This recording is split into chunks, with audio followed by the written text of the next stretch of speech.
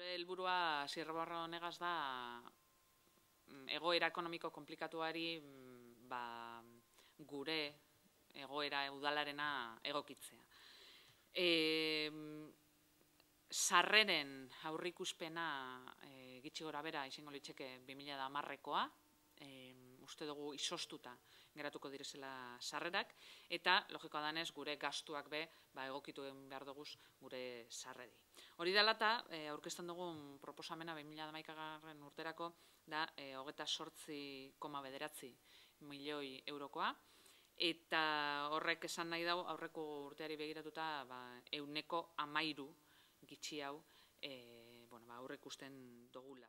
Gauza edo puntu berezizen artean, alde batetik Jaez eta Caritasegaz daukaguzan itunak edo hitzarmenak gehitu egiten duguzala, 28%, hain zuzen be ikusita zein dan Durangar askoren egoera eta zelan edo alan maila ekonomikoari begiratuta bai Jaez eta bai Caritasen aurrikuspenak guztiz ondoratu direzelako, hau da, behar izanak askoz handiagoak izan dira maila ekonomikoari begiratuta, eta beste gauza importantea da merkataritzari laguntzeko gure helburu horretan, gobernu taldearen helburu horretan, gehitu egin dugu merkataritzako programa 11%.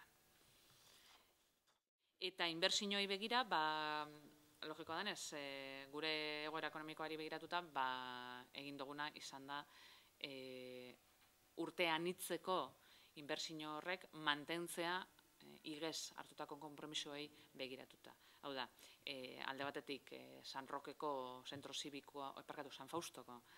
zibikoa igez jaso gendun diru partida bat inbertsioetan berau egiteko, eta diru horrek aurrikuste eban igeztik aurrera, aurten be diru partida bat jasotzea, eta datorren urtean be zentro zibiko hori egiteko. Hain zuzen be, aurten jasotzen duguna, izango da, 1,4 milioi euro.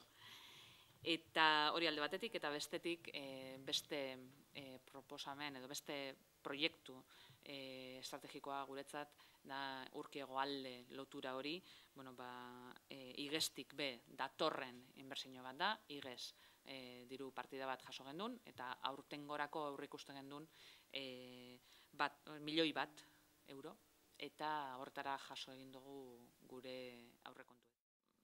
Hitzarmen puntualak dira, hain zuzen be, 2011 urtekoak, eta 2011 urtekoak direnez, urten egiten dira, eta beste urte batzuetan ez.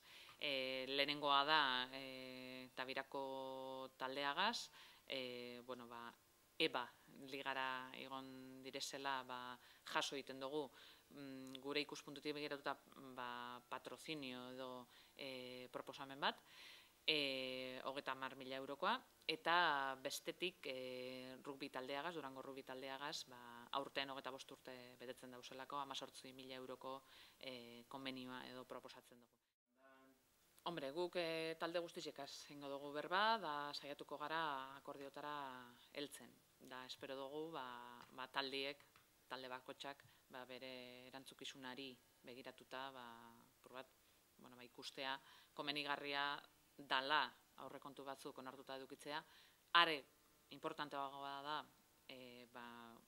krisi egoera ekonomikoan, ez dut nik esaten, hori Rodríguez Zapatero jaunak hainbat aldiz esan dago, eta erantzukizun horreri begira, espero dugu gainerako talde politikoek proposamenak egitea, logikoa danez, baina baite be onartzea, edo behintzat aurrekontu honek onartzeko aukera.